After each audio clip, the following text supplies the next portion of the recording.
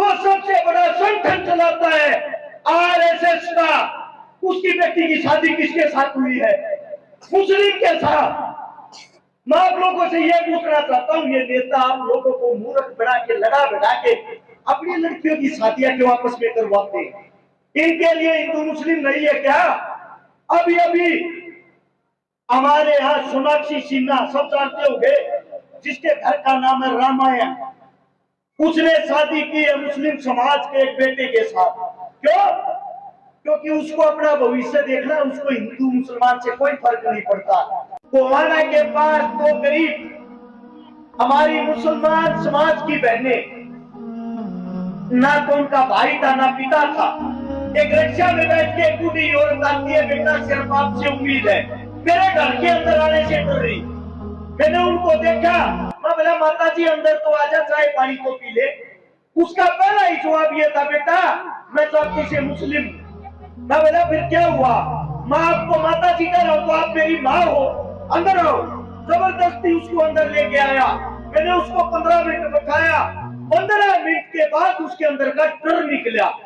फिर उसके एक हफ्ते के बाद जब मैं उनके घर गया, उनके पाटने पर उस बहन का भाई बढ़ के खड़ा हुआ, उन दोनों बहनों का कन्यादान किया, उन दोनों बहनों को आपकी जुबान में बोले तो निकाह, हमारी जुबान में बोले तो शादी करवाई। तब उसकी माता जी की आंखों में जो खुशी के आंसू थे। बेटा मैं तो इसलिए डर रही थी क्योंकि जो आपका समाज, आप हिंदू समाज से आते हो, मैं एक मुसलमान समाज से आती हूँ। हम हर रोज ये टीवी देखते हैं, ये खबरें सुनते हैं। इन खबरों के कारण हमारी को डर लगने लग गया है इन चीजों से। सच्चाई तो ये है, हिंद के दो बेटे, हिंदू और मुसलमान, सबसे ताकतवर बेटे हैं, लेकिन मूर्ख वे हैं जो अपने आप को एक दूसरे का दुश्मन समझते हैं। मैं गारंटी देता हूं, आप किसी नेता का भाषण मत सुनो, मत देखो। अगर कहीं भी हिंदू मुसलमानों के बीच झगड़ा हो, मैं ये कहता हूं सरेआम चौक के मारना के, कहीं भी कोई भी लड़ाई नहीं है। दूसरी बात, हमें एक दूसरे से सीखना चाहिए। हम एक ऐसे प्रांगण में खड़े हैं, एक हत्यारा बाहर देश का जिसका नाम था तैमूर, अफगानिस्तान से हमारे हिंदुस्तान को लूटने के लिए आया था 1398 में। और जिस सरजमी पर मैं आज हाल फिलहाल खड़ा हूं, यहीं से एक बहादुर सेनापति था जिसको महाबली भीम का दर्जा दिया गया है, जोगराज सिंह गुर्जर। मैं आप लोगों को बताता हूं, जब तैमूर हिंदुस्तान को लूटने के लिए आया, सबसे पहले उसने शुरुआत पाकिस्तान से की। पाकिस्तान को लूट के पानीपत के रास्ते से दिल्ली आया। दिल्ली के अंदर जगह का नाम है लोनी बॉर्डर। 1 लाख आदमियों को काट के उनके लाश का ढेर बना के उनके ऊपर बैठ के उन्होंने चाय पी, अपने चाय नाश्ता किया 1 लाख आदमियों को मार के, जिनको वो गाजर मूली की तरह काट रहा था। उसके अंदर ना तो उसने ये देखा कौन जाट है, कौन राजपूत है, कौन बाड़िया है, कौन हिंदू है, कौन मुसलमान है। अगर वो किसी का शव काट रहा था, सिर्फ हिंदुस्तानियों का शव। उस वक्त मेरठ के पास 2 घर, एक जगह का नाम है जहां के हमारे राजा थे देवपाल। देवपाल ने सेना को बुलाया और सारे गांवों में, खाप पंचायतों में खबर भिजवा दी, पंचायती झंडे के नीचे सब इकट्ठे हो, एक हत्यारा आतंक मचा रहा, हमें कैसे भी उसको रोक के हिंदुस्तान को बचाना है। वहां पे सेना इकट्ठी होती है, जिसका सबसे मुख्य सेनापति बनाया जाता है जोगराज सिंह गुर्जर को, जिसकी 7 फुट 9 इंच हाइट, 320 किलो वजन, एक ताकतवर कर्मचारी सेनापति हमारे बीच में भीम की तरह खड़ा हुआ था। उसके साथ में जो उप सेनापति थे, हरवीर पुरिया जाट हरियाणा से, पादड़ी से। उसके बाद जो तीसरा सेनापति था दुल्ला वाल्मीकि फांसी से। इन तीनों की जिम्मेदारी थी अपने हरेक समाज के भाई बहनों को इकट्ठा करो और उसको कैसे न कैसे करके रोकना है। इन्होंने दिन रात एक करके हिंदू मुसलमान सिख अपने सारे भाईचारे को इकट्ठा किया और उस युद्ध के दौरान 80,000 सैनिक इकट्ठे किए।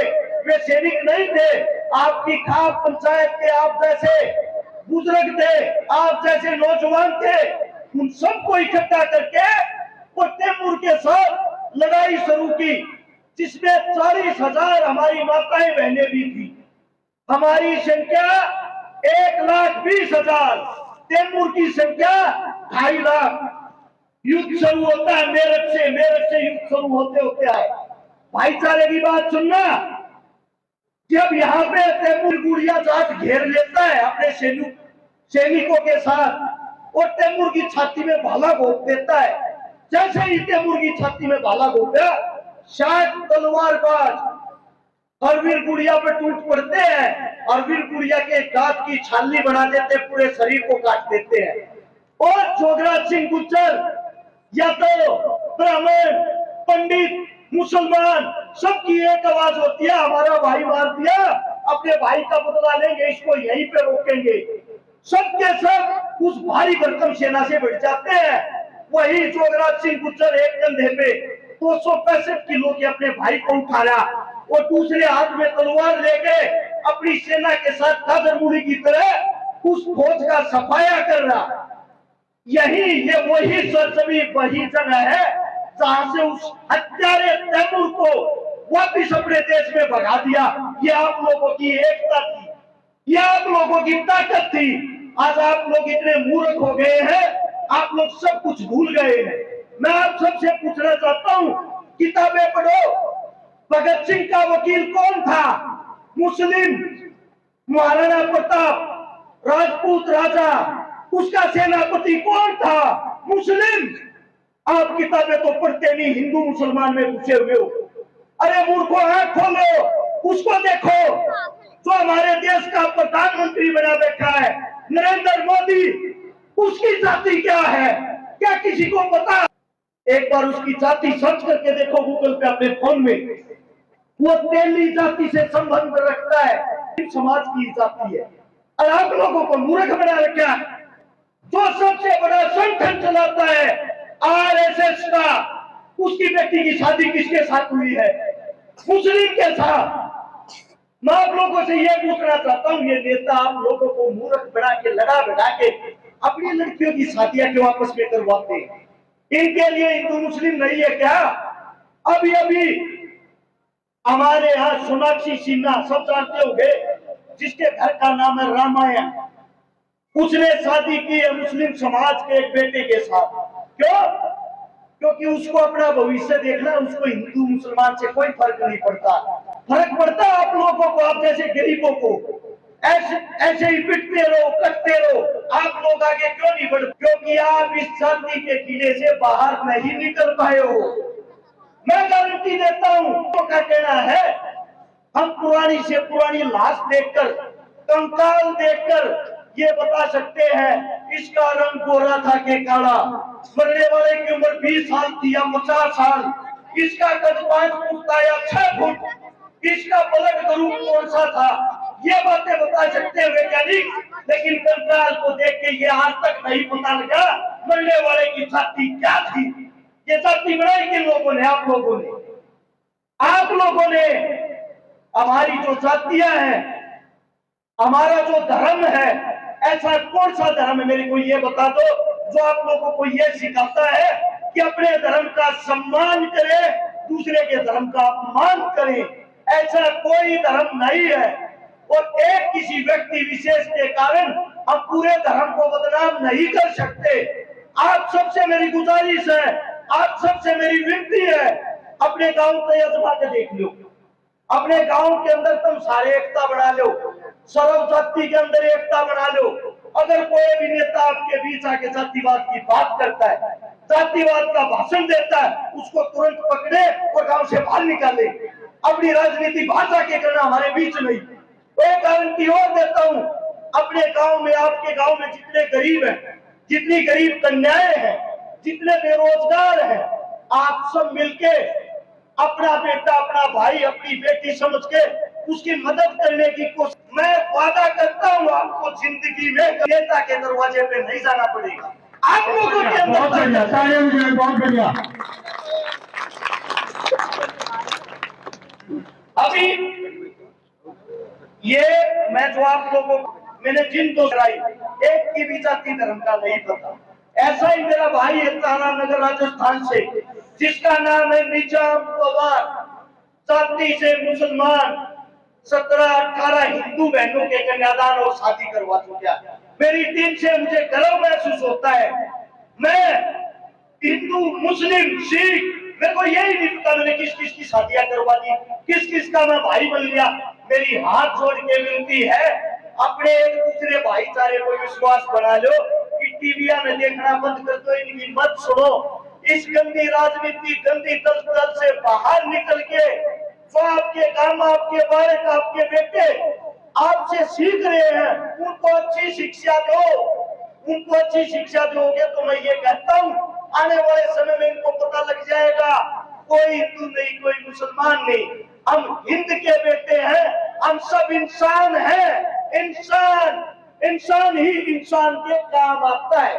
क्या कभी आप लोगों ने जब हॉस्पिटल में आप तड़पते हो, आप मरते हो, आपको रक्त की, खून की जरूरत हो, उस खून वाले से पूछा जो आपको खून देता है, बेटा आपकी क्या मेरे वाली जाति है, मेरे वाली को रक्त देना और ना मना मत देना।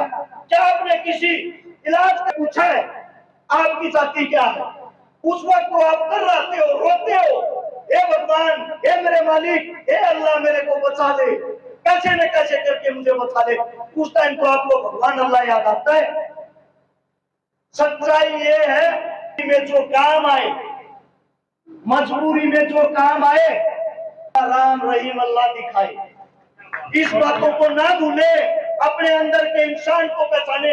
एक हमारी भाषा की बात बताता हूँ आप लोगों को। एक औरत लगातार 10 साल से मंदिर जाती थी और मंदिर में जाके एक दिन परेशान होगी, हाथ जोड़ के भगवान को कहती है, मेरे मालिक, हे मेरे भगवान, आज तक मेरे को दर्शन नहीं दिए, मैं कैसे मान लूं कि तू है? अगर तू है मेरे को दर्शन दे के दिखा। ऊपर से आवाज सुनाई देती है उस औरत को, बेटा तेरे अंदर बोले कौन, जिसको यहाँ ढूंढ रही कहीं वही सजन तो ना हो। जो आपकी जुबान है, जब आप किसी को दुखी देखते हो, परेशान देखते हो और आपके दिल में पल भर के लिए ये आता है, हे भगवान यो कितना दुखी है, हे अल्लाह यो कितना दुखी है, इसकी मदद कर, वही तो भगवान है। उसको जगाओ, उसको बाहर निकालो। रोड के ऊपर ये मूर्तियां जब टिकी हुई होती हैं, वो मंदिर की हो, मस्जिद की हो, गुरुद्वारे की हो, कीमत कुछ नहीं होती उनकी, कुछ भी कीमत नहीं होती। 10-20 रुपए में आप उसको घर खरीद के लाते हो, उसके सामने सुबह शाम जोत लगाते हो, भजन करते हो। सच्चाई ये है, जब किसी मंदिर मस्जिद के बाहर जो गरीब बैठता है, जो गरीब आप लोगों का इंतजार करता है, आपका अल्लाह, आपका भगवान उनके अंदर वास करता है। इसीलिए वो इस दर पे आते हैं, वो आपसे मांगते हैं, अंदर कहा जा रहा है, हम तो बाहर बैठे हैं, मदद हमारी कर, मदद हमारी कर।